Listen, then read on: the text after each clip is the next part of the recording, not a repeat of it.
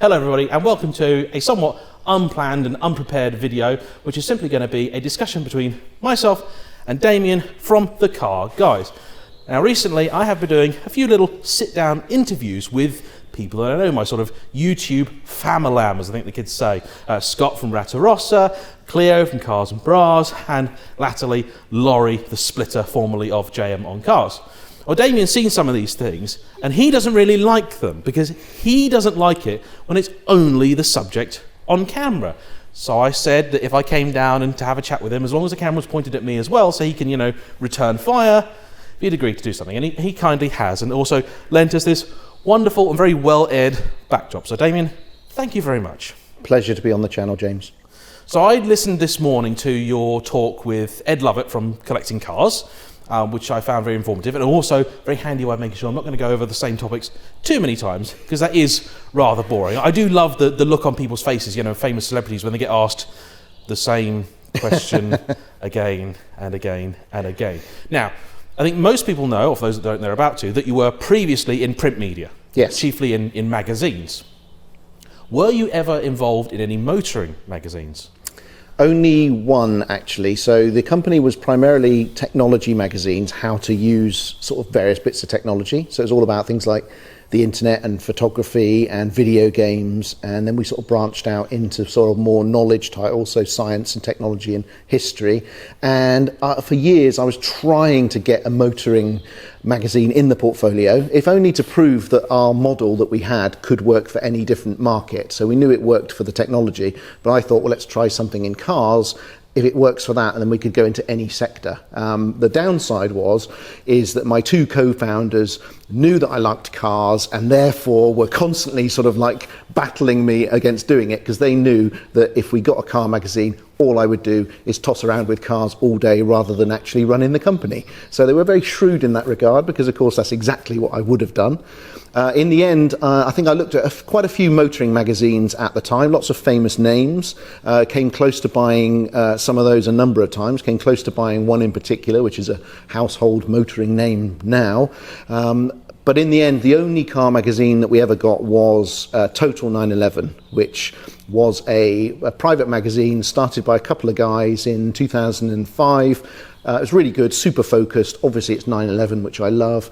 And in the end, I did manage to buy that sort of from those original guys, and that was our only motoring title. And I'm pleased to say, really, we took it from its initial launch phase, and we were able to develop it, to add licensing, to push it all around the world, to improve the quality of the production and all the content, and obviously bring on board people who really cared to produce the magazine going forward. So that was the only one that I actually managed to sneak into the portfolio in the end. But it's still a great magazine now. That's cool. Actually, a very small world, because I am almost certain that my neighbour's 911 was a cover car in Total 911. Really? 996 C4S, and my own, my mother's 996 featured in a magazine, although I think it could have been 911 and Porsche World. There are a lot of sort of 911 Porsche sort of mags. They all kind of blend into one in my memory. Yeah, there was three main ones: 911 and Porsche World, which was the old granddaddy. That was the one that had been going longest, and it had a lot of stuff about getting really oily and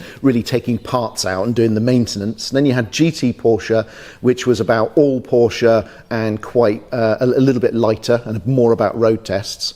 And then you had Total 911, which is obviously just 911, so about as laser focused as you could possibly get in a specialist magazine. Yeah, because there's a few years ago, some guys launched Absolute Lotus magazine, which is still doing quite well, and recently got an award, I think probably for Best Lotus magazine.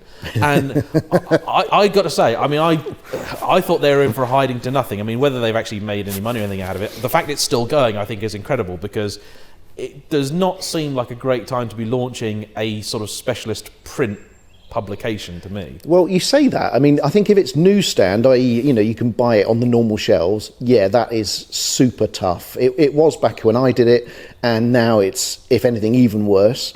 But I've really seen a resurgence recently in that sort of real super luxury, high-end, maybe quarterly or bi-monthly subscription-only title. Like Road Rat type stuff. Yeah, exactly. Road Rat, I think 000. I've seen 2 more that have come up recently just on sort of Instagram or whatever. Those ones seem to be a real nice sweet spot at the moment, and it means you can focus entirely on the quality. You don't have to sort of spend a fortune trying to get it listed in Tesco's. You don't have to throw away a vast number. That's the thing that I like the most about the model, is that you don't have the wastage that you have of normal magazines, because even really good magazines, you are throwing away at least 50% of the print run every month, and it's terrifically wasteful. But those sort of magazines, you build up your subscription bank and you print as many as you have at that time. So it's a very efficient way of doing it, and it results in some super niche topics, but coupled with really high quality. So I think there's something in that, definitely. We've got a few cars in here we're surrounded by, and they're obviously good topics for talking. Now, so here's one. This is a slightly self-promotory type of question, because you let me drive the Balboni. Yeah. Having driven it now, I understand why you're so reluctant to generally let people drive. And I should point out, no real arm twisting. As soon as he let me drive it, his family were released safely and unharmed. And yeah, I know now why it doesn't get used or driven by a lot of people. But I'm curious, because you've made no bones in many postings about your general unhappiness with the influencer situation on the whole, because you are obviously a customer of many different brands, not one in particular, and I can understand entirely a frustration about the access people who are never going to buy a car are given over those who definitely are going to buy the thing. So my question really is, why? Because you mentioned me some time ago, somebody asked you a question about who you would potentially collaborate with. And I think I was already aware of the channel at the time. And then someone said, oh, the car guys mentioned you. And I was like, I always get nervous, like my ears prick up and I go, what's going on? So I was curious what it was about my channel that you thought kind of separated it from the sludge. And it is a sludge. Yeah, easy actually, and thank God I can actually answer that question. It was because I had recently watched your Ferrari 355 video. Yeah. So that was the one. I think I was probably researching my own one that I was doing, and therefore looking probably to see how many videos there was on the topic out there. Yeah. And yours was it's a beautiful yellow car, and I watched the video and I just thought, the one with the wild shirt, the really wild shirt. But in that case, the shirt was way wilder than the bright yellow Ferrari. Yeah, exactly. And I think it was just, it was very well rounded. It was very easy to watch. And I think it was, out of all of the channels that I keep an eye on, it was one of the ones that was most like the sort of thing that we do. Yeah. So, there was a lot of information. It was unafraid to talk about, what you didn't like as well as what you did like, nice sort of cinematography, all those sort of things. So I think it was all those things came together, and it was like, okay, that's clearly, he's a kindred spirit. And therefore also I could see us sort of interacting, quite easily. It wasn't like I'd have to detune my brain to deal with some sort of like super influencer man who's like totally down with the kids. That's never going to be me. Yeah. Interestingly, that video is actually the video which also got me in with Ferrari. Oh, really? Because one of the things that happens, which I expect, is how long's the Car Guys channel been going for now? Since 2017. Okay, so a fair while, so a year younger than my own channel. And you probably don't rub it in. Yeah. So you probably get this now as I do, whereas people, because they've come to the channel in an odd order, they never watch it in story order. Yeah. They get things confused. So people assume that because I have a Ferrari, that I got in with Ferrari, whereas actually the two things really were unrelated. I had emailed Ferrari cockily, I would say, because I was approaching 50,000 subscribers, and I thought, you know what? Things were going really well, and I thought, let's just email Ferrari. I mean, because I thought, if you ask me, the two most difficult companies to work with are going to be Ferrari and Rolls-Royce.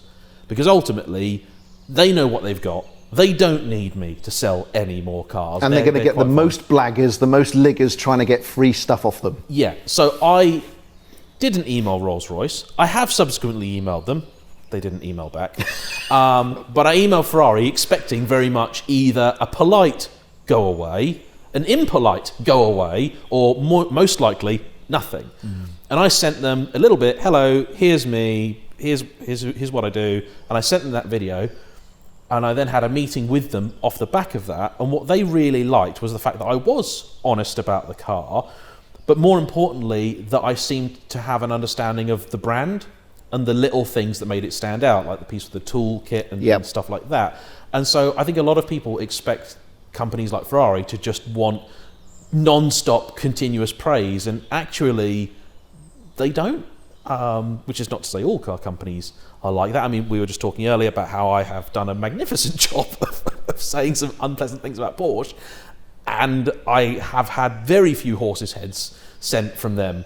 So I'm really happy with it. I think they tend to favour the tarantula dropped down at you from above. Yeah. Or the piece, the long piece of string and the little bit of poison. It's very effective. Very, very Porsche. So I mean, if McLaren did offer me a cup of tea once that stayed warm for 2,500 years. So the oldest car in here in terms of longest in your ownership, that'd be a 355? Yes. Yeah. Had that since 2003. So that was like one of those always wanted it, little boy, standing in front of a Ferrari dealer, asking it to love him. And I got to the position where it was with my previous publishing company, where I'd managed to make some money from that. And the first thing I did, obviously, was go out and buy my Ferrari, the one that I always wanted, the one that I sort of cherished the most. So that one I got, 2003. I actually got it before I had got the money from the sale of that company. So I actually was so desperate to have it that as soon as I knew the deal was happening, I actually took out a bridging loan just to have it that 2 months earlier than I should do, because I just couldn't wait. So I took out a bridging loan, got the car, had it, and then finally it came in and I was able to pay that off, I think a couple of months later. But it meant I had the car. And for me, the 355 I've always loved, obviously saw the, Clarkson buy his, there's all that history with it, and it just sums up Ferrari for me. It was just a beautiful thing. And I always, a lot of people don't like the Spider because it's not as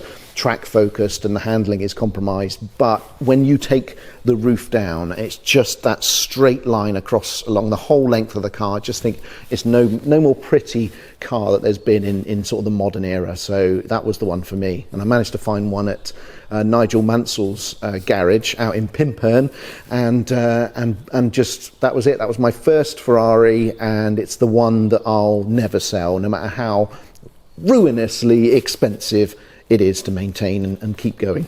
Yeah, you've not had a lot of luck with the 355. It's my own fault, to be honest. I mean, there was a time where I didn't store it properly. It wasn't stored in exactly how it should be, and that meant some things got in. There's a bit of moisture and all that. So I'm my own worst enemy. And number one, obviously, I drive it. So I've done 32,000 miles in it, including all the way down to Italy. And that coupled with it not being stored exactly well for a couple of years in between, that generally will lead to the big bills. Yeah, I'm feeling your pain right about Yes, now. you are. The reason that I'm here in particular is my 550 is down at Meridian. So I've travelled a little way to come and spend some time and do some filming. It's gone all Italian on me, and it will get its own video because it's worth a video. Long story short, it's haunted. So they've got an old priest and a young priest, and they're gonna be dealing with that. So what came first for you? The Ferrari or Porsche? Oh, that's a good question. Hang on a minute. The same time, actually. I think it was pretty much the same time. So I had an order. No, I'm a liar. No, first for me was Porsche, actually. So in 1998, I think it was, I bought my first 911, which was a 993 Carrera, midnight blue, marble interior. And I bought that actually from Dick Lovett in Bristol. It was December, so I managed to get a good deal on it because I'd heard that if you buy cars from car dealers in December, you can get a little bit more off. So I got a good deal. It was literally the perfect car, and I remember going to Bristol, picking it up. It was obviously freezing, but just driving that car, and it was just awesome. It's the car I think that I regret selling the most. It's probably the one I would love to have kept, because not because it's the fastest, not because it was the most glamorous or showy, but it was just a beautiful car that was complete in every way. It was 1995 or 1996, I think it was, Vario Ram car. Everyone says that the sort of base 911 at that era was the best handling, was the best one, and it was the first car that I ever overtook more than 5 cars in one go. So that taught me that that's the way of the 911. So yeah, Porsche was first, mainly because of the expense of Ferrari and the scariness. But then soon after, I then got I got the 355, and within I think 2 months, I'd got a brand new 996 GT3, which I'd had on order for 9 months. So they sort of came at the same time, those cars, and I had those 2 cars were the collection for a good few years. So I was going to ask one of the obvious questions, being the car you regret selling. You already said that. So looking at the opposite side, what was the one car that if you could make sure had never entered your life, what would it have been, if there is such a thing? Is that going to be too loud, do you think? I don't know, helicopters. I did a film once in a forest up near Cumbria way, near Penrith, and it was 20,000 acres forest. And it's owned by Ford's M Sport. They used it for rally testing. Right. I think, when... that's fine. That happens. When Top Gear did the episode with the Bentley rally car. Oh, yeah. That's that forest. We were filming there, and a local ex-RAF bloke with the most ex-RAF name you can imagine, Wing Commander Savage. He had a microlight as his retirement present, and he'd heard about us filming, so about twice a week, Wing Commander Savage would see if he could spot us and then circle. And the great thing about helicopters or planes is that planes generally will bugger off after about a minute because they've got somewhere to be. Wing Commander Savage had nothing else to do. Endlessly pirouetting around. Oh, it was awful. So if I had never bought it at all, well, I mean, there's not many, because I'm generally quite careful about choosing the cars that I buy. I don't think I've had any huge howlers, but probably I would say, I guess there was a Lamborghini, what do you call it? The Performante. Yeah. So the Lamborghini Performante I had in Verde Mantis, the brightest green that's ever been made. I'd always wanted to have a Lamborghini. I'd always wanted to have one in a bright colour, and this was the hottest, coolest one. And I managed to be able to get one of those sort of pretty early on in its life, pre-tumbling value. And a great car, does everything brilliantly, but I just didn't turn me on whatsoever. I didn't really yearn for getting in it. I didn't look back at it necessarily when I'd locked the car and walked away. It was too synthetic. It was too good, too Audi, I guess. And it was actually the only car actually I ever had amongst all these where someone has sworn at me as I've driven by. Really? It's the only one. Yeah, Ferraris don't get any of that. McLaren, none of it. But that was the only one, and I wasn't being a dick at the time. I was merely driving along at about 30, and someone on a bike just sort of just shouted as I went by. But that wasn't the real thing. It was just, I think I didn't gel with it, and I didn't enjoy it, and I got out of it sort of fairly quickly. I probably only had it maybe sort of 6 months. And there's a couple of videos on my channel. Actually, we did a sort of 2-part review at the time, which was great fun doing that. But yeah, I never really lusted after it. And I think those modern Lamborghinis, they just don't do anything for me. I really, could never buy a modern Lamborghini. Just doesn't work. So I think probably that is the one. I mean, I lost a bit on it, but nothing like as much as some of the people later on, as they started to produce a quadrillion of them and values dropped. So I actually got out of it fairly easily, and at the time they were still desirable. But people have always said to me, why did you get rid of that? What on earth are you thinking? And it's like, it was too synthetic, too good, too perfect. And I like I like some foibles. I like, I like a bit of imperfection in my cars. Character. I mean, I've had this discussion with a few people, because we talk about stuff like the 355, and it is a truly brilliant car, but equally deeply flawed. And I don't think that should always take away from stuff. But you do feel, I guess in a way, I feel a bit sorry for these manufacturers, because nowadays someone is going to get in something like the McLaren or the 458 or whatever, or the 488, and they're going to expect working sat-nav, Bluetooth, well, I say Apple CarPlay. Ferrari customers know how much they have to pay for that. I think apparently you can get Android Auto now, maybe. And I'm told that the price of Apple CarPlay has nothing to do with the fact that Ferrari has a director on its board who's also a director on Apple's board. So is that right? Outrageous. Outrageous.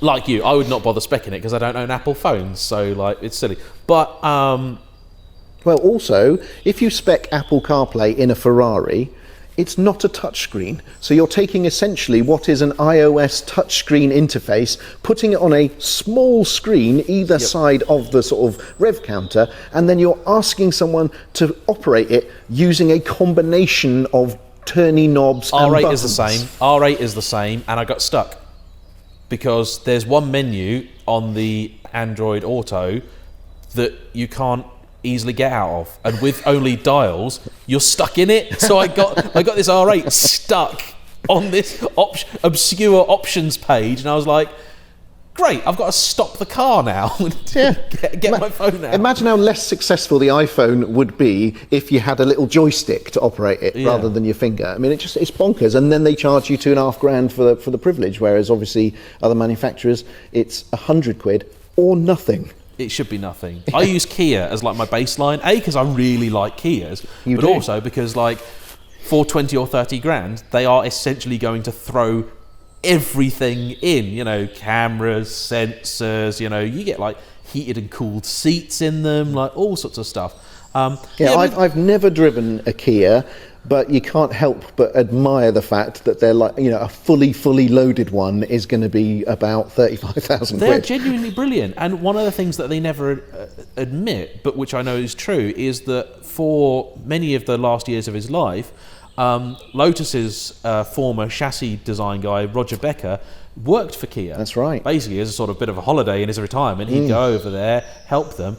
And Kias are some of the best driving ordinary cars. Kind of like when Ford revamped the Focus or brought that out, and it was like so much better handling than it ever needed to be. Yeah, like a regular Focus 1.6 is actually quite a good handling car. And so the Kia Ceed GT, which only has like a 1.6 turbo in it, and it's like 200 horsepower, and it's one of these cars. I highly doubt anyone ever bought one, because only for a few grand more you got an i30N, which essentially was the same but a lot hotter. But the CGT, I drove it in Spain, and you're like, you know what, it's got that 200 horsepower, you know, so it's brisk, not especially fast, so you can beat the arse off of it. Steering, so much fun. It actually made quite a good noise as well. And you're like, yeah, this is a laugh. I'm not sure I could ever buy a car though that's where the name is another word for spunk. I'm just not sure I could buy a Ceed. Oh, that. I was like, the Kia? I was like, Kia? You can call it something else. But this is the thing, like, but the Stinger, mind you, I mean, obviously Stinger's great. That is a fantastic name. Stinger's fabulous. But yeah, the Ferrari and stuff like that, objectively, a 355 is terrible. Like, it doesn't really have a lot of power. What it does is at the top end, you can't rush the gearbox whichever one you get. Yep. Like the F1 box is actually quite impressive, I think, for its time, but is now very much of its time. The seating position is weird. If you have big shoes on, you're going to crash it. Things will, I don't know about yours, but the GTS that I've done a lot of miles in, if you have the roof on, it will rattle, it will squeak, it will creak. On a day like today, it's the worst car you can imagine. But in the middle of summer, like you say, you get the roof down, it makes that noise, which is, I think, the best noise I think any Ferrari has ever made, because it's, I agree with your assessment about the 458, the exhaust is just a bit try-hard, but the 355 is just pure mechanical symphony. It's a wonderful thing, and it's always been my childhood poster car. What were your kind of, when you were younger, and this was, because you're a self-made man, like this isn't, you haven't borrowed the house or whatever, like what was, when this was a dream? No, I rented all of this just for you coming round. Yeah, this all has to go back. We only got 20 minutes. We got to be out. Like most of these are cardboard. You lean on the McLaren, it's just straight over. So what was the I have to have one of those one day car? Well, on my bedroom wall early on was a Lamborghini Countach, a white one with the wing, and it was an Athena poster, I think, which my dad then chopped up on a guillotine and then mounted onto a board, which he then sort of mounted on my wall by my bed. So that was the car that I remember the most of being the sort of epitome of the dream car. I'm not sure if I'd truly go out of my way to get one now, but it still makes me go a little bit wibbly wobbly when I see one for that reason. Really, it was there. Did you ever get to drive one? No, not yet. I mean, that's part of what we do. Part of the reason why we started thecarguys.tv was to drive exactly cars like that, cars that we always dreamed about. Hopefully we could get a channel, build it up to the point where people would allow us to sort of drive theirs, or companies would allow us to, and it was our chance to really drive some of those cars. That's on the list. We haven't got there yet because we're not too shameless. We sort of like to sort of do things gently and build things up slowly. But that's probably one of them. I think also, if I'm being honest, in the early days, the 60s Batmobile was one. Yeah, the Adam West Batmobile, and also a little bit of a embarrassing admission. Also, probably the Pink Panther mobile as well. I always had a soft spot for when I was a kid. I thought you were going to go with a Hong Kong Phooey mobile or something. No, Pink Panther mobile had these two doors that kind of opened up, so that it was like a Learjet, where the bottom one would come down with some steps, and then the top one would open up, and then the Pink Panther would walk out of it at full height. So I always thought that was amazing. So yeah, it's probably those, I would think. But early on, I wasn't hugely. By the time I got to passing my test, I wasn't really interested in cars at all at that stage. I'd gone through super child car influence sort of period, then fell out of it completely. Then I learnt to drive, had some horrendous cars. Then I started reading Car Magazine, and then Top Gear, and then Evo, and that really sort of brought me back to the sort of the car, back into the love with cars. It was, those early car magazines, mainly 90s, was kind of what got me back in love with cars, and then since then it's obviously been crazy. Yeah, I've had a lot of people often ask me about what it is that I like about cars, why I love them, to the point that I've made a career out of it. And I mean, part of the answer is like, I just want to sort of cut out the middleman, whereas whatever job it was that I did, I'd spend all the money on cars. So I figured if I just made cars the job, it would just make life easier. Yeah. But I do love when people ask me, because it does force me to sort of appraise it and look at it and go actually no, I genuinely love so much about them, and it doesn't. I think there's a lot of people out there that think that what have you got here? You got a 666 horsepower McLaren. What's the Speciale? Is it 600 horsepower car? You're like 550 horsepower Lambo, and people think that these cars, that everyone that owns one is driving them hell for leather absolutely everywhere all the time in order to get even a little bit of enjoyment out of them. And like you say, there are cars that exist like that, where I've driven and you're like, they only make sense when you're caning the backside off them, and that I don't enjoy, because I want a car that gives me the fizz and the excitement, and just it just feels special all the time. I want a car that you open the shutter doors and you look at it and you just go, yeah, it just makes me happy having it, and that, I think, is the thing for me. I admire them as pieces of art. Even stuff that I don't always like. I mean, I'm not a fan of your 911. That's not my kind of 911. Mm-hmm. But it's so representative of an era, and it is something I think we're losing now. I think people aren't quite so big into cars yet.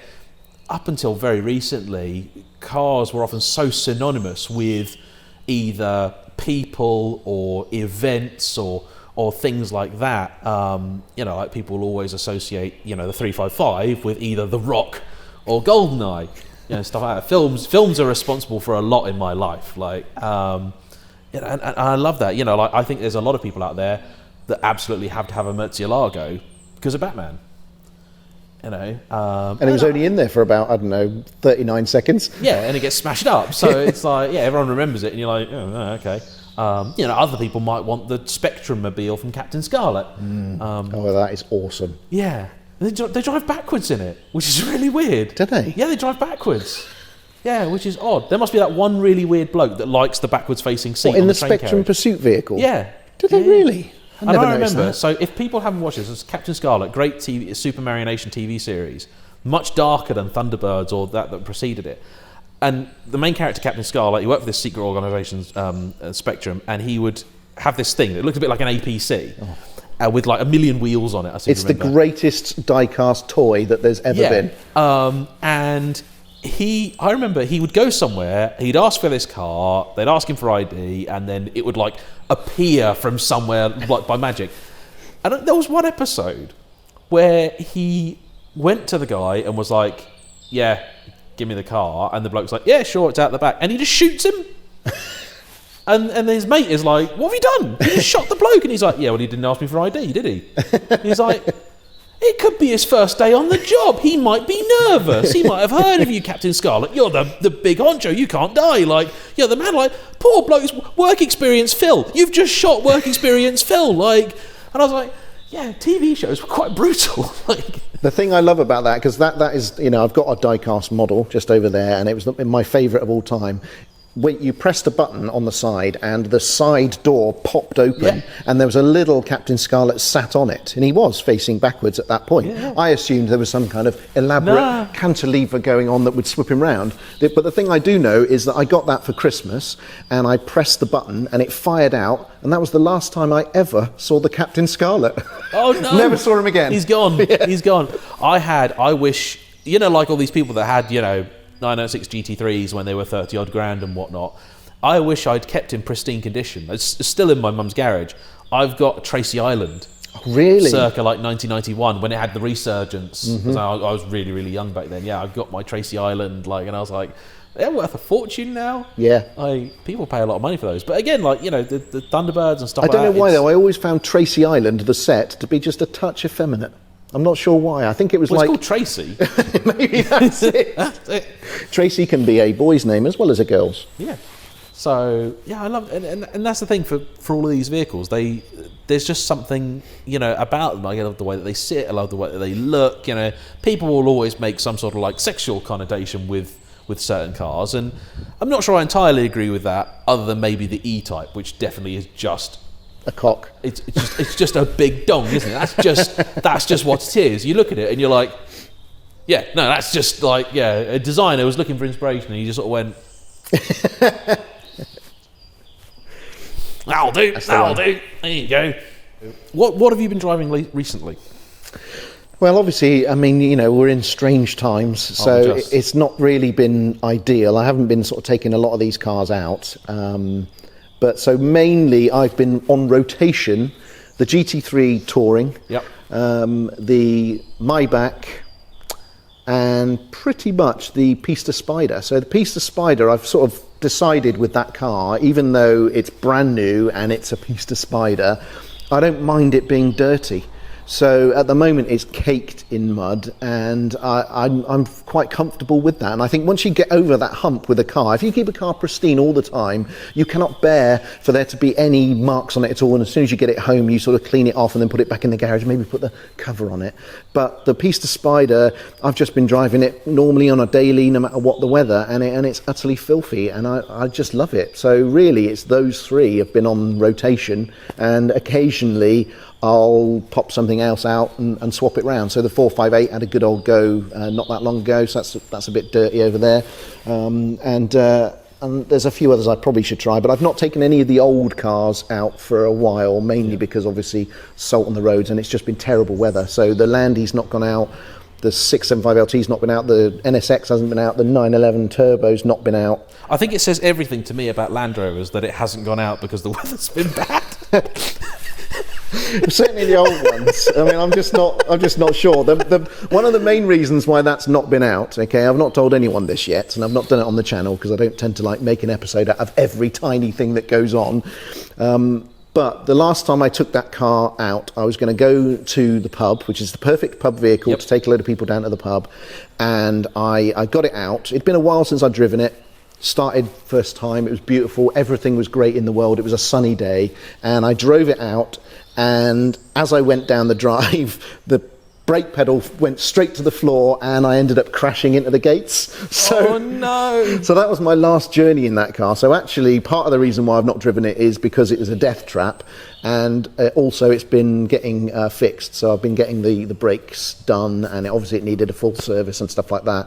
And it's just not been the sort of weather. When you've got that Land Rover in particular, which is a Series 2A, it's very drafty. There is a heater in there, but you might as well not bother. But there's a lot of drafts because it's a soft top, so you get a lot of air coming in. There's a lot of whistles. There's a lot of stuff going on. And when the weather is very cold, it is the least enjoyable car to take out. So I've probably not driven that since that day, and it probably won't be driven for maybe another couple of months at least. I did a video looking at my Celica. Like my Celica hasn't been on the channel for over a year. I did a video like, ta-da, it still exists, I still own it, yes, we are getting it painted, it's all being sorted. I was in a spray booth. Oh, yeah. And they'd been, literally, I got everyone to get out of the spray booth. It was like half the size of in here, and they'd been sanding down all these cars, so I thought, oh, it's horrible in here, put my mask on. I got so many comments on that video, whinging and whining about me wearing a mask, and I was like, yeah, I don't care what you think about COVID, I was wearing a mask because there's paint particles and dust particles all up in the air, all fiberglass everywhere. But they were moaning because you were wearing a mask and you didn't normally wear a mask, so you were just wearing it for that one video. They were moaning about that. Yeah. No, and like lots and lots of moaning. Every time once I told them, yes, it's not for the COVID, it's for the paint. They were like, oh, well, that's fine then. And it's like, so were these COVID deniers that were just sort of saying you don't need to be wearing a mask? Because for me, the reason why I've never done a mask on the channel, and I won't, is I just don't like the aesthetic. I don't like a video that's going to date so much that you'll be able to say, oh yeah, that obviously came out also then. It takes away a lot of your emotion. I will, unless it's a safety thing, I will not wear sunglasses in the video because the eyes are the window into the soul. Exactly. It's surprising how many people who make the videos just don't seem to appreciate that, and they'll be wearing shades all the time. Are you listening? I keep telling you, take the sunnies off. Like, we want to see the whites of your eyes, Scott. Yeah. I think everyone's probably worried he's like some sort of Bond villain. He's like, did you know they've now taken away because one of the other passions that Damian and I both have is films. You know, the BFI now will not give money to a film where a bad guy has like a disability. Really? And I'm so worried now that there's all these people that the one solid work they could get was as a bad guy in, a Bond film. The bloke with walks a bit funny, or he's got like a scar on his face. And now they've just been taken out of work. Like, I always had this idea of making a short film, and the plot basically was an actor with a disability who'd spent so long only playing villains. He couldn't do anything in not a villainous way. Like they tried to get, auditions for like, no, all right, Trevor, look, you can't play villains anymore. It's not PC. You're going to have to play a nice, caring primary school teacher like, good morning, class, just... But it probably wouldn't go down very well. And I couldn't get funding from the BFI for it. No, exactly. So, not that I ever really got much film funding anyway. Have you watched any good films lately? Do you know what? One of the films I saw recently, and I've been waiting for this to come out all through last year, I really wanted to watch Greenland with Gerard Butler. Oh, okay, yeah. I was really excited. I saw the trailer last year and I was like, I love a good disaster movie. This is an asteroid crashing into Earth disaster movie. I love that. I was all over that. I was really excited. Then, of course, the pandemic hit. It was cancelled from the cinemas. They said, oh, don't worry, it's going to come to a streaming. And I was like checking every day, when's it coming? Popped up out of nowhere about 2 weeks ago on Amazon. I was so happy. I was like, yes, this is amazing. Turned out rubbish, absolute rubbish. Oh no. Yeah, it was really bad. So that was that's the latest new film I've watched, and it was a massive disappointment. I had the same thing with Fat Man. Oh, I've not watched that actually. Because that's like, the Santa one, is it? Yeah, you're like, here's the premise, right? Mel Gibson is a disgruntled, alcoholic, bitter Santa Claus. It was the part he was always meant to play. Yeah, he was born for this role. And some kid is annoyed, some really rich kid is annoyed, probably an influencer, really annoyed at being, dissed by Santa at Christmas. So he orders a hitman, who also happens to really hate Santa, to kill Father Christmas. And you're like, that's a genius plot. You can go wrong because it was just boring. It was one of those films where it was a great trailer dragged kicking and screaming into 90 minutes. Like, you felt they made the trailer and then had to shoehorn a film that had those scenes in, and it was just like, I actually was quite depressed at the end. I was like, I wanted to laugh, I just wanted some feel-good fun, and it was just like, oh, right, yeah. It was really upsetting. I'm trying to think what the name of the... can you remember the name of the Christmas film that's got Kurt Russell in it as Santa? I can't remember the damn name of it. Yeah, and it's atrocious, isn't it? No, the first one's brilliant, but the second one is atrocious. It's not the Santa Claus, because that's Tim Allen. Exactly, yeah. I can't remember what it is. I have to look it up. But that was... I genuinely, absolutely loved the first Kurt one. Russell. Yeah. Have you seen The Battered Bastards of Baseball? No. Great documentary. Kurt Russell's dad bought a... what are they called? He bought like a minor league baseball team. Right. That wasn't associated with any major league team. I'm trying to think what the heck they called it. It had like a funky name. And yeah, essentially he just turned this team, and it was like the plot of a movie. Like, the people that were on the team were like very dodgy pasts and all that jazz, and like slightly suspect, but they loved baseball, and they then did really, really well until the point where they basically got legislated out of existence by the MBL, who decided like, no, you can't. You can't be a team unless you've got like a bigger team that kind of sponsors you or whatever. And it's just like... Yeah, no, I've not seen that one. No, it's really good. It was on Netflix or Prime or something, documentary, like with Kurt Russell's in it quite heavily. Like, I'd love Kurt Russell. He's great. Yeah. Used Cars. That's a criminally underrated That's brilliant. film. Yeah, that is brilliant. If you've not seen it, because it's hard to find. Like, I don't think it's on any streaming services. Like, no. I might have a copy from Napster. There's two films as well on Street that you can't get, right? Number one, for some reason, you cannot get Family Man with Nick Cage on any streaming service. Oh. Don't know why. I absolutely love that film, and you cannot get it. I've not watched it. It's really good, actually. Really, really good. And then you also can't get that famous film with Charlie Sheen with loads of Porsches being driven hard in it. I can't remember what it's called. We'll put it below so you can see it. But loads of people have sent me comments saying, you've got to see this film, and there's like no way of finding it. I'm going to have to like buy like an old VHS tape or something to be able to watch it, or a DVD. But yeah, that as well. I think it's got one of those, like, it's called like No Way Out or something weird where it means nothing. Yeah. You'll never remember. I see in many ways, because I went into, having grown up, loved cars, loved movies. I still remember one of my favourite films of all time, still to this day, is Independence Day. And actually, it's one of these films. I went to the premiere. As I've grown up, I've grown to love it more. I remember when we got it, we used to live in the sticks. Oh, I still do. We lived at a different bit of sticks. And a man would come round every week with like like they have them now for the Tesco's deliveries, the big plastic basket. And it was full of VHSs. And it'd be like, what do you want to rent this week? And we had Independence Day, and it was in a blue case.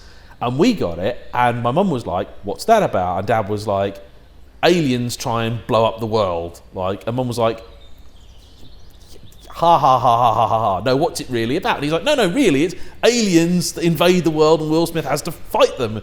And it's called Independence Day, so she probably thought it was like a really hard-hitting drama with Daniel Day-Lewis in or something like that, And we watched it, and it scared the hell out of me as a kid, and I loved it. And then, as I've grown up, I've grown to enjoy it more because of the craft involved. Like, some of the shots in it now, a couple have dated, but you look at it now and you're just like, the model work and the effects and stuff is just, it's brilliant. And I feel cars are maybe in some ways a little similar. I went into the movie world wanting to sort of make movies like Independence Day, Cliffhanger, stuff like that. All the easy to make films then. Yeah, but the thing is, like, those films were amazing because, if you saw someone, like at the start of Cliffhanger, like someone's just stuck up the top of a mountain in the middle of nowhere, like they did that by taking somebody and they dropped them on the top of a mountain in the middle of nowhere. And I think that's why I rewatched it recently. Lord of the Rings, the original trilogy, holds up so well because there is quite a bit of CG, but it's against miniatures, real sets, lots of very clever practical effects to get the different sizes of people all working. And then with Hobbit, they just went all CG, and there's just... Hobbit's almost unwatchable, really, for that reason. It's way too much. Independence Day, though, the thing is, if you're saying you love Independence Day, which I think you are, then you have to defend the moment when the firestorm flies through a tunnel, they see the firestorm coming through the tunnel and blowing up cars. They decide to then kick open a door. So they get over to a door, kick it open, climb in, and before the firestorm actually hits, you get to see the dog get called. Come on, Bones. Come on. And you get to see the dog jumping between cars and then jumping into the doorway as the firestorm goes by, and it just manages to get in without being torn in half, which is what I thought should have happened to have made it proper. But you get to see a firestorm go by basically an open doorway with no ill effects whatsoever. They're fine. I'm afraid you can't defend that. No, I'm not going to try and defend it in the same way that I won't try and defend like the 355 or anything. It's just. But you also have to defend the fact that Jeff Goldblum somehow manages to just plug his laptop or whatever into an alien craft and upload a virus. Oh, well, there is a deleted scene that actually explains that. What, is it a universal dongle? No, actually, what they imply is that all of modern technology was actually reverse engineered from the ship that crashed. Oh, that's genius. Why did they not put that in the film? It's one of these films where like, the special edition of Independence Day does actually add a few little bits that I guess you could say I can see why they got lost because they were technically inconsequential, but there are a lot of examples of films where you watch the film and you go like, how could they not have thought about how Dave gets from there to there when there's obviously a problem in the way? And you're like, well, actually, no, they did think about that. They did explain it, but then somebody somewhere later went, you do know this film is half an hour too long. Even stuff like Kingdom of Heaven. Like Kingdom of Heaven is one of those films, you know, Ridley Scott did Gladiator, and then basically he just got obviously told what he has to keep making his Gladiator again. Black Hawk Down was brilliant. Yep. Do love Black Hawk Down. Yep. But Kingdom of Heaven, I think when it came out, everyone just hated it. Like, it was just like, what is this? But you watch the director's cut of Kingdom of Heaven, and it suddenly explains like loads more. Like, oh, by the way, this bloke that got killed that he seemed really upset about. Oh, by the way, that was actually his brother. And you're like, oh, well, hang on a minute, like. This makes sense, and then you're like, how is it that he knows how to build like loads of medieval siege weapons? Like, oh yeah, by the way, that is what his job was. Like, you're like, oh right, that's a handy thing to know. If you haven't seen the director's cut of Troy, thoroughly recommend it. I mean, I've seen Troy, but I've not seen the director's cut. What does that add to it then? Because it's a different film. Troy adequately seemed to capture all the things in the right order. Yeah, no, I had no problems with Troy as it was. So here's the thing: the director's cut of Troy, they spent over $1 million doing the cut. Has a different opening, different ending. The whole sacking of Troy, big historical event, that's like a 20-minute sequence that was just because in the theatrical film, they basically knock open the gates, or the horse comes in, out they get, and then all of a sudden everything's on fire and everyone's running away. There's 20 minutes, and it's quite hardcore stuff. Like they're throwing babies in fires and stuff like that. Like, it's all like, yeah. The opening is different. It's a really nice, cool opening. Little bit more nudiness. Always nice. Yeah. And quite a bit more gore. Like the storming of the beach scene, about an hour into the film, that in the director's cut is like completely different. The really weird thing is that the rating of the original and the director's cut is actually the same. So the original got an R rating and a 15, and so did the director's cut. So it's like, I don't know whether someone had an idea that maybe they could get it into a PG-13, and then they just realised it was never ever going to happen. But yeah, no, it's genuinely well worth watching. So you come for the cars, but you stay for the films. I do, but this is the thing. Like, I find this like cars are like the social lubricant. Cars are the things that brings people together. And I mean, and you must have had stuff happen. I mean, how many subs are you guys on now? 60 something, 62. Yeah, so you're well into things. So I mean, you must have had stuff offered to you that you didn't like conceive of, or just like that. What, in terms of product or cars? Yeah, opportunities, like things you get to do, and people you get to meet, and like you say, you get to Ed would love it, just contacting you out of the blue because of something you said. Yeah, I mean it's we're not like inundated because of the sort of, I guess, our profile or what we do. We don't get inundated with offers to come to launches and stuff, which I'm very grateful for because I can't think of anything worse. And we don't necessarily get tons of sort of events or things thrown our way just because there's so many other people doing it. Right. A lot of them are cooler and hipper, and they're all sort of like, and a lot of them are obviously a lot more very obviously on the blag, really trying to get these opportunities, whereas like we just don't do that at all. It was very rare for us to go out. COVID has made press launches much better. Well, I like the way though that people just deliver cars to you. I think that's a very civilized system. It's just like, here you go. Honestly, I genuinely, hand on heart, I somewhat hate doing your traditional press launch kind of day. Yeah, I hate that. Because the thing that kills me is some of the venues they choose for these things. I don't think I've had one that I would say was terrible, and I've had a couple which have been genuinely brilliant. I mean, two good examples. One would be Audi for the RS6 launch, because that was hosted in Germany, and they offered to drop the car off in advance so that we could drive it to the launch, which I then asked, could I have another day? And they were like, yes, sure, fine. And they paid the fuel and one night's accommodation, because they're like, well, we were going to pay that anyway.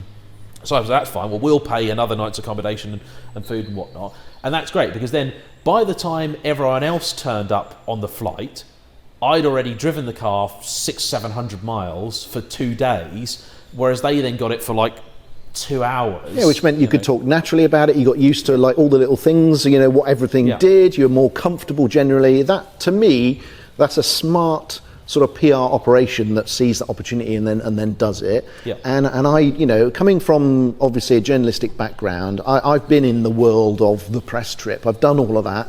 And and it was a bit cringy then, but I was part of that industry. In this case, it was video games, but the same principle, as lavish, absolutely, crazy. But on the car side, to me, the problem is it gives you an amount of time in a situation which is alien to the sort of episodes and videos that we do. That we don't do that. We like to have time to play with the cars. We like to have time to get used to it. We like time to come up with our own shots and do it where we want to do it. And so the ability to have a vehicle for 2 or 3 days minimum is what you need to get comfortable in it, and to then talk knowledgeably and in an entertaining way about it. Whereas if you suddenly jetted off to Dubai and you've got 45 minutes in an unfamiliar car on a test route that maybe you have to follow other people, and and that's it, and sometimes you've got someone with you as well, it's just a very artificial way of doing it, and that generates a video which is nothing more than a PR piece, a very shallow PR piece. That's all that you get from that. You just don't get to have the personality that makes the channel special happen. With us, obviously, there's Jason and I doing it, and a lot of the magic of our episodes is where the two of us can be in the car bouncing off each other and having a laugh, and in most cases making very inappropriate comments, some of which are cut out, but not all. But it's that magic and chemistry that truly makes the videos great, which is why during these sort of times, that's a real problem for us as a channel, because we're our USP, I guess, is that there's the two of us in there, and now we can't do that. I have a lot of people ask me why, because some channels, because my content is a mixture. Some of it is, say, people have brought me their car, some of it is press cars, some of it's my own cars, and so people ask me, when I have, when someone's brought me their car, why don't I get them on camera? And I'm like, actually, at least 7 times out of 10, the people generally ask not to be on camera anyway. The other times, there's no certainty at all that they're actually going to be any good or say anything very useful. Yeah. So generally, I find it's just easier. I just get on with it. But what you're saying is exactly right. Case in point being the 718 GTS 4 litre, which I drove, and I found the suspension to be far too stiff for British B roads. Certainly the road that I used to test on, which I've tested a lot of cars on. And when I then went and afterwards, I watched what everybody else thought of the car, and none of them mentioned the suspension. In fact, they mentioned the opposite. They thought it was brilliant, but they were driving it on the press launch in Portugal, on roads that look glassy smooth and lovely, and you're like, yeah. And actually, you know what? I will say something very positive for Ferrari. The only Ferrari press event that I've done was the Roma, which was not at all, I think, a normal event because of what's going on. Oh, that's right. You ended up on like the worst surface roads in the world, didn't you? Yeah, but the thing was, I loved how Ferrari did things. We got flown out the day before. We got pastered to death in the evening, obviously. Standard. But before that, we all had a sit around, and it did feel like a sort of very like Spectre type secret meeting. Oh, did it? And we had a big. I'll show you. I'll put the picture up of it. So you have this big projector, and we had all the guys from Ferrari like Here's the bloke who designed it. Here's the bloke who does the engine. Here's the bloke who does the handling. And we got the opportunity to ask them questions directly, which I've never had that not on that scale on a launch before. I've bumped into some important people on RS6. I had an entertaining time talking with a chassis engineer about why they fit 22-inch wheels to it, and he is a master diplomat. I've got to say, I've never seen a man skirt around a question, but still give an answer, still gave a good answer. In fact, his answer was, well, 21 inches is the smallest we need to clear the brakes, so we were kind of stuck with it. But Ferrari, yeah, we got to talk with the people, look at the car, ask questions to those who designed it, and they gave us some decent answers. And then the next day, here's your route. We drove the car probably a good 6 or 7 hours. I only started filming after lunch, so I'd already had 3 hours driving the thing to collect my thoughts. I did my intro first, but the intro was here's what I think of the looks and all that. So I genuinely had only driven it from there to there, like hundreds of yards. And yeah, the roads were not great roads, but they were so representative of probably the kind of roads I drive here. And that actually made for, I could then honestly say, or think I could be honest about what I thought of the car, because I was like, I've driven it long enough and in the right conditions to appraise it. Which I know a lot of people throw accusations Ferrari's way about the way that they conduct their PR and social stuff, but I've got to say, the bit that I was exposed to, I thought was probably as fair a test of a car as anyone had ever done. Did it make you feel invalidated in any way that Ferrari, the press office and the company had included you and invited you on that event? Did you sort of think, yes, I've made it now? I mean, to be honest, I felt absolutely amazed that Ferrari spoke to me anyway in that original email. I'd then got the 550. The invite to Roma, as far as I was aware, may not be the case at all. I do have a very good relationship with Ferrari PR, but Ferrari PR, I know, are a very small business. I think people forget how small a company Ferrari is compared to, say, Porsche or, VW Group or whatever. Ferrari's press fleet would fit in here, whereas Kia's is like 130 plus cars. So they get a lot of requests from a lot of people all the time, many of whom probably are much bigger entities than me and will get more views. They'd had some issues at the time scheduling things. Like I know, for example, Seen Through Glass couldn't make it in the early days because he'd gone to another country which suddenly wound up on the no travel list for Italy. And the way Ferrari do the press launches, so some companies will do here's the European launch, here's the US launch, probably here's the Middle East launch. But this was actually my first and today only international launch, and I think Ferrari do that because they just don't have the resources to do a bundle of different events everywhere. So I think they were out there for a month or something. Each day they'd have 6 or 7 people come out and do the stuff. But yeah, it was a genuinely incredible experience. And I still kind of can't get over it. After the cameras had stopped rolling and I kind of still had an hour and a half to go to relax, the weather was still quite nice. It turned into a thunderstorm later that day. But I managed to sort of work out the radio in the car, which, as you know, in a Ferrari is never the most intuitive thing, especially when you're working in the wrong language. And I found Italy's classic FM. So I just drove through the mountains in Italy, in the Roma, listening to classic FM. And it was spectacular. The fact they've wanted to work with me and help me with stuff with the 550, I think has maybe amazed me more. Because, from when I was a youngster, I was always cocky enough to know I'm going to have a Ferrari one day. How that Ferrari was going to happen was always a minor detail that I'd solve. And then to suddenly go to a stage where I have the car, and then Ferrari themselves took an interest in the car. I mean, I approached them and said, look, I know, guys, you do all these things, but you're rubbish at advertising them, essentially. And they pretty much agreed and said, yes, no, you're right. Yeah, I didn't know of half the stuff you were talking about in that video, and that was my dealership that I go to all the time. And I've had people everywhere that have been like, I live in Switzerland, and I've asked my dealer about it, and they don't know. But then we pointed out, and they've gone, actually, no, sorry, it does exist, and all that jazz. And so that's been really, really nice to sort of work with them. And it's nice also to know that I think one of the reasons they want to do it is because they know that it's not a frivolous purchase for me. It's not a car I just bought because it's the latest and greatest, and I want to join the whole YouTube supercar club. Yeah, exactly. It really is a car that means a lot to me, not just because it's my first Ferrari. It's kind of an anti-YouTube car, though, isn't it? Yeah. Because it's bought by sort of people that really know Ferraris. They're more connoisseurs. Yeah. It's for a specific purpose. It's not obvious. No, it's not a showy, flashy car, but the amount of love for it that came out of the woodwork afterwards. I mean, I feel like I highly doubt I can take any credit for it, but the 550 seems to have had a bit of a renaissance on YouTube in the last year because, Collecting Cars, I believe, did do a piece with one because they had the ex-Metcalfe and Hammond That's right. car.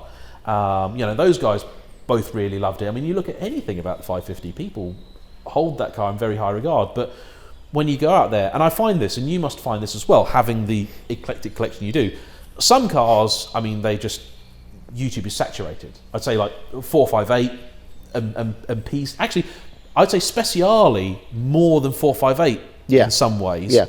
McLarens, there's loads of stuff on. Late Gallardos, there's loads on. Like LPs, there's loads. Yep. Early Gallardos, not so much. And there are these cars that I think it's especially either like late 90s, early noughties stuff where you must have it, you YouTube it, and you're like, oh look, there's Richard Hammond on Men and Motors driving it. that's the only video. I think you're right. The thing that I've noticed is that if you were born in the 70s and 80s, then you'll have a particular affinity with late 80s, 90s and early 2000s cars, and at the time you wouldn't have bought them new, you wouldn't have bought them used because the insurance would have been so punitive, so you would have only ever seen them in popular culture, i.e. in TV shows, or you will have seen them in car magazines, and that's it. And you'll have always lusted after them. And now you get to a stage where you perhaps are in a position to be able to you can have more than one or two cars, and you can exploit that passion.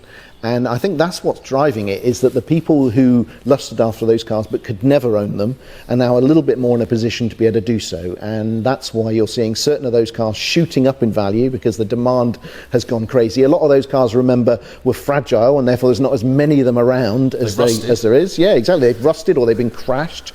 That's why you're getting quite a big resurgence in value on things like the Ford RS products. Everything in that category is shooting up, because who doesn't love an RS Cosworth or a Focus RS or a Sierra Sapphire Cosworth? I mean, I love those things. Do I want to own them? Yes, I do. I just, I love that sort of thing, because also I find those cars to be like time machines. I just think if you can buy a classic car from your childhood, every time you sit in it, you will feel as young as the time you first saw it.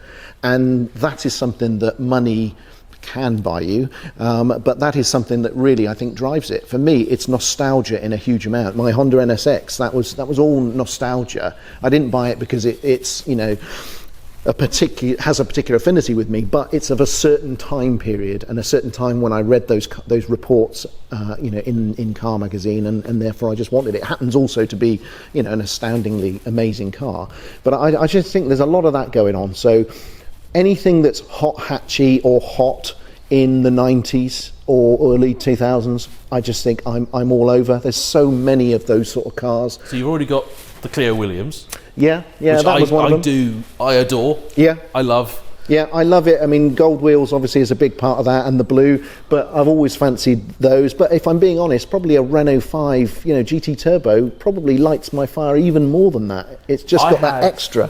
I featured the GT Turbo 2, and it was one of the cars, I think, certain cars you feature, and it's very clear that people watching, they hold these cars in extraordinarily high regard, and they definitely know more about the car than you do, which is often true, because I drive many cars and I can only specialise in very few. But the Turbo 2, so many people told me I was so wrong, because I drove it, and it's, what was it, 100 odd horsepower, something like that, and 900 kilos, so you're like, yeah, it's all right. I mean, it's like, a regular shopping car. I mean, a Nissan Micra I had the other day is like 92 horsepower, and that is awful slow, and had a CVT in, which is the reason it gets nil point from me. But everyone's like, oh, my mate had one of those in today. It was a rocket ship. And you're like, well, when you were maybe 17, and you were coming out of a car with 40 horsepower or something, you know, you're driving an old Austin Princess or something stupid, I don't know, and then you get into a GT Turbo, so it probably did feel like a rocket ship. But you're like, I'm really sorry, but there is a small matter of the 34 years that's passed between now and then. You're like, it's not a bad car, but it's not a quick car anymore. You're like, or they're like, oh, my mate, he turboed his and it was 200 horsepower. You're like, was it? Is that what he told you? Like, yeah, and it broke every weekend. You're like, yeah, he beat a Ferrari Testarossa in a drag race. Yeah, it's mad. Now I notice what you don't really have any of, but your partner in crime does, rally replicas. That's very true. That is very true. Yeah. Is that you're not into, or it just hasn't happened yet? No, I do like them, but I sort of like these ones more. I think I'm not quite as passionate. I think Jason is the sort of guy that was in the bobble hat by the side of the RAC rally, you know, getting mud in his face, you know, getting R.E. Vatanen's bumper hitting him as it went by. So he's a lot more in that world. I think that's what makes the channel interesting, is that it's not like we've got exactly the same taste. We bring different things to the party. He is Essex. He's the purist, you know, cut him in half, he's got Essex written through him. He is all about that. So he's all about the fast Fords and Vauxhalls. He's all about the rally cars. He's all about the diamond white. He's all about the fake tan. He really loves that a lot more. I still love it. I mean, I still go weak at the knees, you know, a Celica, you know. You'll have to borrow mine when it's done. Yeah, least I can do. I love it. I absolutely love that thing. I love a Supra GT Turbo. You know, I love those sort of cars as well. I'm a big fan of the Delta Integrale. So a lot of those cars, I'm massively into, but for me, I'm less a fan of having a car with Repsol or Castrol written all over it. I'm probably a little less that than Jason. I will deck the cars a bit, but not quite that much. I was in Canvey Island the other day. Amazing place. Working. I was parked 3 minutes and I was passed by a Mark II Focus ST, pops and bangs. 3 minutes later, green RS Focus turns up, and it's like, yep. I absolutely love Essex. Obviously, I have to go to Essex to meet up with Jason and to go to various places, but it's a magical place. Number one, because everyone is so friendly, and I just love that. But Essex is a place where as soon as you cross the county line, you are blitzed on both sides by cars flying down and cutting each other up and just going mad. And I love it. You know, first time I went into Essex, that's exactly what happened. You know, literally just past the "You are now entering Essex" sign, and I was undertaken by a Fiesta. Yeah, and I had a Carlton up my arse. You know, it was just fabulous. I love it. I just loved the attitude, the outlook on life, and the way they operate. It's just a great place. And if you go to the pub in Essex, it's just brilliant because everyone knows everyone. Carlton. See, that's another car. I guess a more extreme version of like the Renault GT Turbos. I've driven a Lotus Carlton, and you're like, oh, it's a quick car. That is still a quick car. But you're like, but also there are quite a lot of things nowadays that would walk it like quite easily, like unremarkable machinery that would, but you drive that and tell people like, it's not like going to set your hair on fire. But totally, but back to what you said, you know, if I've got a Lotus Carlton and I've looked at a lot of times, I'm not driving it at 10 tenths all the time. You know, for me, a big portion of the joy of ownership of it is knowing you've got one, looking at it, the way it feels when you look at it, as well as the drive. Have you driven one? No, not at all. Actually, I tell you what. Really I'm sure good it's GT fairly car. ordinary. Really good GT car. She's got the big ruffled or the ruched like leather seats, and you get in it and you're like, this is just you drive it and now I got out of a 996 Turbo into the Carlton, and the Carlton felt to me as quick. Yeah. So I was very impressed at the turn of pace, and I can see why at the time it caused a stir. But I just felt it wasn't a car that I wanted to kick the arse out of. Some cars you get in and it's just like, you know, go on, you wuss. And other cars, you're just like, let's just enjoy ourselves, shall we? Yeah. And the Carlton was that. Like, I loved it as much for the, you know, oh my God, I get to drive a Lotus Carlton. Like, this is a... Exactly. You know, I mean, in the same way that... what's the oldest car you guys have driven? What? My Land Rover is probably the oldest one out of overall that I've probably driven. I've driven a... what age is the Landy? 64. Yeah. So I've driven a 1954 Triumph TR2. Yep. That's probably the oldest I've driven. So I've done a couple of cars older than that. I did a 30s Chevy, I think. That wasn't on my channel, that was on Laurie's. And I did the Model T. Model T is just weird, absolutely bizarre. See, it's weird. 30s stuff, you basically, if I handed you the keys to like a 30s car now, couldn't even start it.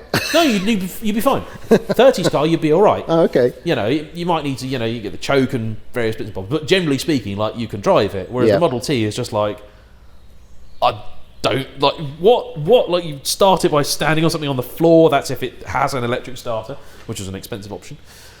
And yeah, it's just it's a different world, and that resonates with what you're saying earlier about cars being like a link to the past, like, sometimes your own past. Yeah. I'm all about that. Most of the cars that I look at online or think about buying, they're not new, they're not nearly new. They generally tend to be at least 20 years old, and they're the sort of things also that lead to stupid impulse buying, where you didn't plan to do it, but you just see it and go, oh, and you buy it. The Clio was like that. I mean, I didn't go out of the house that day to buy a Clio Williams 2, and it just didn't happen. I just saw it, and I mean, I was there, I did a video, and it was lovely, and I sat in it. That was the problem. I sat in it. Oh yeah. No. And it was like, I'm back. And then I just couldn't get it out of my mind. So, that does happen quite a bit. Quite a few of the cars here have been impulse buy cars, not done with the head. Funny, I don't know whether you get this as well. I have this, like, with certain songs. Certain songs to me are forever, like, stamped with a time and a place or a thing that happened. Yep. And cars are the same. Like, if I see a C7 Corvette, to me that's my first time in LA. Driving up the mountains, in LA, and you're just like, what a first time in America, and it just was absolutely every bit as magical as I'd hoped it would be, and you're just like, that's and often you find that a lot of the experiences I've had with cars, the car hasn't been the star of it, the car wasn't what I was doing, but the car was also such an integral part of the journey. They are special, they are, I ascribe things to them which science does not. So yeah, there's so much more than methods of transport. Yeah. And that's why I can sit here and I could look at them, and I'm happy, and that's what it does. They're not driving, they're not being thrashed around a track, but I can just look at that 675 LT, and it just makes me happy to look at it. I see. The one thing I don't forgive COVID for is that I picked up my Ferrari. I don't know if we were in lockdown or just restrictions, but it was the first batch. And back then we were still nice and hopeful that, come summer, things would be fine, we'll go back to normal. I was halcyon days. And I haven't been to a car show in years. So I haven't been to a car show since the first year or two that I started the channel, because I wound up being very, very busy. And I've been desperate to go back to a car show, because all I want to do is I want an excuse just to sit down one day and just look at my Ferrari all day long without anyone thinking I'm especially weird. And that's what I want to do. I just want to take it out so put people out the can look at tartan it. rug, the thermos, get it all ready. Exactly. So people can look at it, enjoy the car. I can sort of take it in. And I do find sometimes with certain cars, like TVRs are very bad for it, because TVRs, I find, you look at a TVR and you go, wow, that's amazing. And then after about 10 minutes you go, that panel gap's quite big. That's not right. And that's different on that side to that side. And, oh, someone's drawn a willy on it. But with, say, that 355 that was in a video, I took that to a car show once. And sometimes you sort of, it might be a car that you've, like that car, for example, I'd known that car for 20 years. And then you sit next to it for a few hours and you go, I never quite noticed that line was like that. Like you say, like, you think the side profile of your 355 is completely flat, but it's not. Like, there's a definite shape to it. You're like, someone in Italy spent a long time on that. And it's just these little tiny things that you notice. And I just like, I just like that. Other times you'd be like, oh, I've got to sort that now, haven't I? But I just love them. So which is yours, in the ones that we've just got in visible sight here, which are the ones that what's your favourites? It's the Pista Aperta. Hang on. It's not a Pista Aperta. Speciale. I've made a new car up there, because it's Pista Spider, isn't it? Speciale Aperta. Go on, go for a take. Yeah. No, it's not that. Staying in. No, that one. Yellow one. The yellow one. Because Yellow, that 355 GTS is a very important part of my childhood. It's been around for a very long time. And so to me, a yellow mid-engined V8 Ferrari, curiously, that 355 has the seat centers were also dyed yellow too. Right. So that particular car there, I'm like, I really hope that, and this is something that I know you were talking about with Ed on your podcast, I really hope that I can get to the stage where I am able to do the speccing a car bit from new. And I'll do it knowing full well that I am going to kiss goodbye to 100 grand or whatever, because that's just how it is. But if you keep it for 10 years or 20 years, it doesn't matter. In fairness, I do keep playing on the Lamborghini configurator because I think that the new Huracan Evo rear-wheel drive looks really good in the old Diablo SE30 pink. Lovely. The Gallardo, I don't think wears it well enough. No. But the Huracan does. You'd be a true influencer if you bought one of those. Yeah. So, my only thing is, this is awful to say, is I just hope that I can earn the money quick enough for there still to be a car left where I want to actually do that process, buying a car thinking maybe I will keep this forever. Like F8, I could do that. SF90, I'm not so sure about. I need to try. I know you're really not a fan, and it might be a car that I drive and go like. The only thing I know this is really weird because this is the £500,000 that I don't have. The only thing that really puts me off SF90 is the boot space.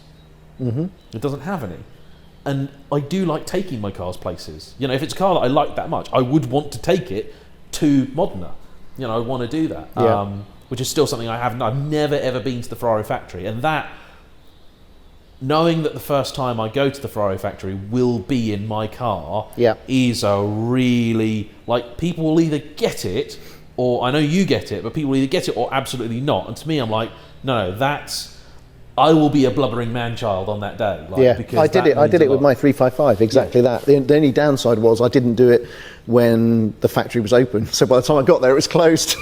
I had the same thing at Koenigsegg. I sold my M3 to a chap in Sweden, agreed to take his very hot Megane off him as Part X. He was gonna collect it himself, and I just sort of thought, you know what, here's a great opportunity for a video. I said, so you give me the £1,000 or whatever it costs to get there and back, I'll deliver the car. Take my brand new girlfriend at the time, to go up to Sweden. I didn't even realise this. Apparently, Sweden is like the #1 country for human trafficking people to get taken. Is it really? I didn't know this until I invited my brand spanking new girlfriend, who I only have met like a week earlier at that point, to come with me to Sweden, and her mother was having kittens because she was like, "No, honey, you're being kidnapped. You're being kidnapped. This is definitely what happens." So I, driving up to Sweden, up through Sweden, and then on the way up saw a sign for Ängelholm.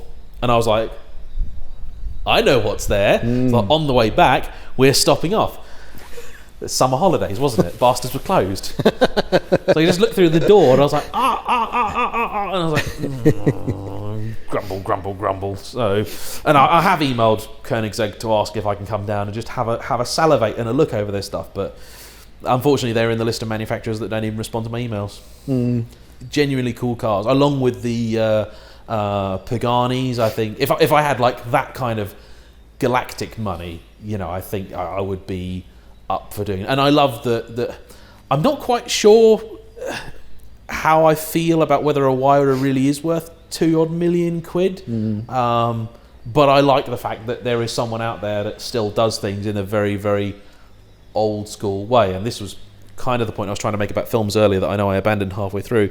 That by the time I got into the film industry, I realised that the films that I loved weren't being made anymore. I've been lucky to talk with some people that have worked on, stuff that I really admire, old Bond films, stuff like that. But it is just largely a green screen fest now for anything sort of big. It's very, very rare. One of the guys I worked with when I was younger was a camera assistant. And he'd worked on X-Men 3, amongst other things. Not the best of X-Men films, no. But he worked second unit. And Second Unit has the best job, because what a lot of Second Unit was filming was firing cars into the air as they exploded and just filming them. So it's all day long they're just getting cars, right, fill it full of explosives, fire, bang, right, and that's it. That's all they did. They're like, we had a wonderful time. It was brilliant. Like, and yeah, by the time I came to do it, I mean, I never did anything with big films, but I just felt like there was no magic anymore. There was no. I want to be able to feel it and touch it and see it, and I wasn't excited by the idea of doing stuff against green screen. But the thing is, though, I think there's an argument that says there's going to be a resurgence of those old type of films. Yeah. Films where you've got people talking for more than 4 seconds, an actual scene where people are talking, where they don't have to cut it 20 times, or they don't just say one soundbite and then slash to the next sort of jet fighter scene. Films where there is a lot of actual plot and actual dialogue. I think stuff like that needs to come back, because the CGI fest it's almost unwatchable. It's going to be interesting to see how things change and whether film budgets are going to start coming back down, because they have to. 15 years ago there was a big sort of, you'd get your tiny indie films and you'd get your big Hollywood blockbusters, but there was a very healthy middle ground of your sort of $20 million films that often would have big stars in, your sort of Robert Downey Jr.'s of the world, who was like, you know what, this week I don't want to be playing Iron Man, I want to do something that I'm just going to have fun with.